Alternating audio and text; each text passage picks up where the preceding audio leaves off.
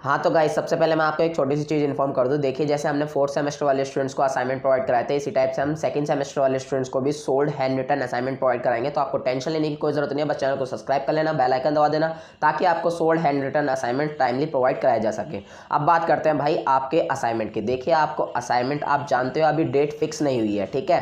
Date जब भी fix होगी, इन्फॉर्मेशन आएगी, बता दूंगा, ठीक है। बट इतना फिक्स है कि आपके असाइनमेंट होंगे। तो असाइनमेंट में आपको मार्क्स अच्छे कैसे गेन करने हैं, इसके ऊपर बात करते हैं। तो भाई आपको कुछ 4-5 टिप्स बताने वाला हूं, तो आप उन टिप्स को फॉलो करना, आपके मार्क्स ऑटोमेटिक अच्छे आएंगे। तो पहली टिप्स भाई सुन लो, ये क्या है।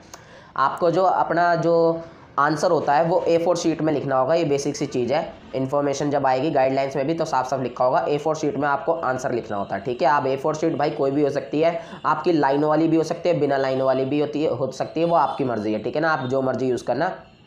तो A4 शीट पे लिखोगे तो A4 शीट में भाई आपको कितने पेजेस में आंसर लिखना है, तो ताकि आपके मार्क्स जो हैं वो अच्छे मिले आपको। तो देखिए, A4 शीट में भाई कम से कम आपको 6 से 8 पेजेस के बीच में आंसर लिखना है, ठीक है। और अगर आप और ज़्यादा अच्छे मार्क्स गेन करना चाहते हो तो 8 या 9 पेजेस बहुत आराम से लिख देना, ठीक है ना। वैसे 6 से 8 पेजेस के बीच में आंसर काफ़ी होता है एक क्वेश्चन का आंसर, ठीक है। ग्रेजुएशन में इतना ही लिखा जाता है। अब 6 पेजेस से आपका मतलब मैं बताता हूँ आपका क्या है। देखिए, 6 पेजेस से मेरा मतलब ये है कि एक साइड का 1 page, 2 page, 3 page, 4 page, 5 page, 6 page, ऐसे करके। यानी कि अगर पूरे पूरे गिने तो सिर्फ 3 पेज, और अगर दोनों साइड से गिनेंगे तो 6 पेज। तो आपको दोनों साइड से बता रहा हूँ मैं, ठीक है ना। अगर आप दोनों साइड लिखते हो तो ऐसे करके 6 पेज।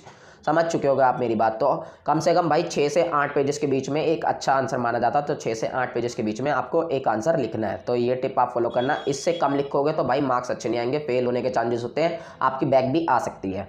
अब बात करते हैं भाई आपके सेकंड टिप्स की, कि आपको आंसर कैसे लिखना है। भाई आंसर देखिए, आंसर लिखने का एक तरीका होता है। तरीका कैसे होता है मैं बताता हूँ। देखिए क्या होता है, मान लो आपको एक क्वेश्चन दे दिया गया है, मान लो गांधी जी के ऊपर एक क्वेश्चन आ गया। तो गांधी जी के भाई क्वेश्चन आ गया, तो आप पहले गांधी जी की बेसिक नॉलेज दोगे, यानी कि बेसिक जो इन्फॉर्मेशन होगी वो दोगे, ठीक है ना, अपने आंसर में। फॉर एग्जाम्पल भाई गांधी जी के बारे में आप कुछ भी बेसिक सी बातें जो जानते हो नॉर्मली, वो सारी बातें लिखोगे। फिर जो क्वेश्चन की बात थी उसके बारे में अपने व्यूज़ दोगे, ठीक है ना, क्या सही है क्या गलत है वो बताओगे। एंड देन लास्ट में आपको एब्स्ट्रैक्ट लिखना होता है, यानी कि निष्कर्ष लिखना होता है। यानी कि जो भी आपने आंसर में आपने बताया है उसको सारा निचोड़ करके छोटा सा एक्सप्लेन करना होता है, बस और कुछ नहीं। तो ये आंसर लिखने का एक तरीका होता है। अगर आप इस तरीके से आंसर लिखोगे तो साफ समझ में आता है, क्लियर समझ में आता है, और आपका ऑटोमेटिक आंसर भी बड़ा हो जाएगा, ठीक है ना। तो आपको ये सारी चीज़ें फॉलो करनी है। तो आपको दूसरी टिप भी समझ में आ गई होगी।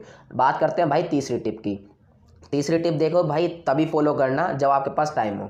तीसरी टिप आपकी ये है, देखो अगर आपके पास टाइम बच रहा है, मान लो आपके असाइनमेंट के सबमिट करने की डेट है 2 दिन बाद की है, और आपका असाइनमेंट आज कंप्लीट हो चुका है, और तो फिर आपके पास भाई टाइम बचा हुआ अच्छा खासा, तो आप थोड़ी बहुत असाइनमेंट में सजावट कर सकते हैं। अगर आप सजावट करोगे तो टीचर जब देखेगा आपकी PDF वगैरह, तो टीचर को लगेगा हाँ भाई बच्चे ने एफर्ट लगाए हैं थोड़े, तो भाई आपको एफर्ट के हो सकता है वो एक्स्ट्रा मार्क्स दे आपको।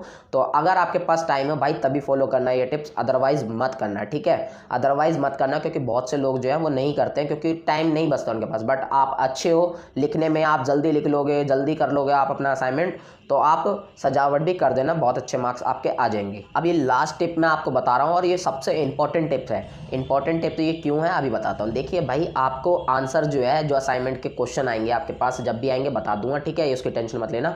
अब जो असाइनमेंट के जो क्वेश्चन आएंगे उसके जो आंसर है आप ढूंढोगे, ठीक है ना। बहुत से स्टूडेंट्स हैं जो अपने पास से ही कर लेंगे, बट मोस्टली स्टूडेंट्स मुझे पता है ढूंढोगे, और हम भी प्रोवाइड कराएंगे आंसर। तो आपको एज इट इज़ कहीं से भी नहीं लिखना, मतलब सेम टू सेम चिपकाना नहीं है, सेम टू सेम पेलना नहीं है, मतलब यहाँ से उठाया आंसर यहाँ पेल दिया, ऐसा बिल्कुल मत करना भाई अगर मार्क्स अच्छे चाहते हो तो, ठीक है ना। आपको करना क्या है, आप 60-40 वाला फॉर्मूला अपना सकते हो। 60-40 मतलब 60% आप छाप सकते हो कहीं से भी सेम टू सेम, और 40% भाई अपना लिख लेना, ठीक है। अपना कैसे लिखना है मैं अभी बताता हूँ। देखो आप क्या कैसे कर सकते हो।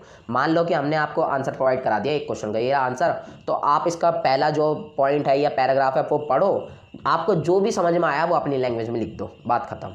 दूसरा पॉइंट या पैराग्राफ पढ़ो, जो भी समझ में आया अपनी लैंग्वेज में लिख लो। ऐसे करके भाई आप बिल्कुल सबसे अलग असाइनमेंट कर सकते हो। और अगर आप औरों की तरह बिल्कुल सेम टू सेम पेल दोगे भाई, तो हो सकता है आपके मार्क्स ज़्यादा ना मिले आपको, क्योंकि टीचर के पास जब सेम सेम कॉपी आएंगी तो भाई टीचर को साफ समझ में आएगा टीपा पढ़ा है सब कुछ, और अब वो क्या करेगा, उसके पास एक ही चारा होगा कि मार्क्स जो है ना ज़्यादा हाई देने हैं ना ज़्यादा कम देने हैं, बस मीडियम मार्क्स दे के और निपटा देगा, और हो सकता कम भी दे दे, देखिए, पर ज़्यादा के तो नहीं मिलने के। तो ज़्यादा अगर मार्क्स आपको चाहिए तो आप गूगल वगैरह या यूट्यूब लेक्चर या मेरे थ्रू आपको कहीं से भी आंसर मिले तो भाई पढ़ के ज़रूर करना आंसर, ठीक है ना।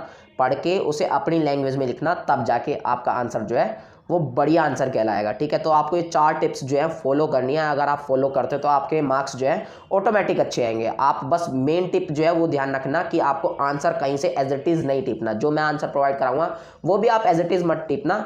पॉइंट्स वगैरह होंगे तो उन्हें आगे पीछे कर देना भाई, और थोड़े बहुत अपनी लैंग्वेज में उन्हीं पॉइंट्स को लिख देना, बस बिल्कुल सेम टू सेम मत पिलना, आपके लिए प्रॉब्लम हो जाएगी। और आप समझते हो मैं ये सब चीज़ें क्यों बोल रहा हूँ, क्योंकि मैं भी 2 बार असाइनमेंट दे चुका हूँ एसओएल के अंदर, ठीक है। मैं सेकंड ईयर में हूँ, तो आपको इस वजह से समझा रहा हूँ। फिर बाकी जो आपका जो मन करे वो करना, ठीक है। और आपके मन में अब भी कोई और डाउट हो तो प्लीज़ नीचे कमेंट बॉक्स में कमेंट कर देना, मैं आपके डाउट क्लियर करने की पूरी कोशिश करूँगा। तो बस यही छोटी सी इन्फॉर्मेशन देनी थी, मिलते हैं नेक्स्ट वीडियो में।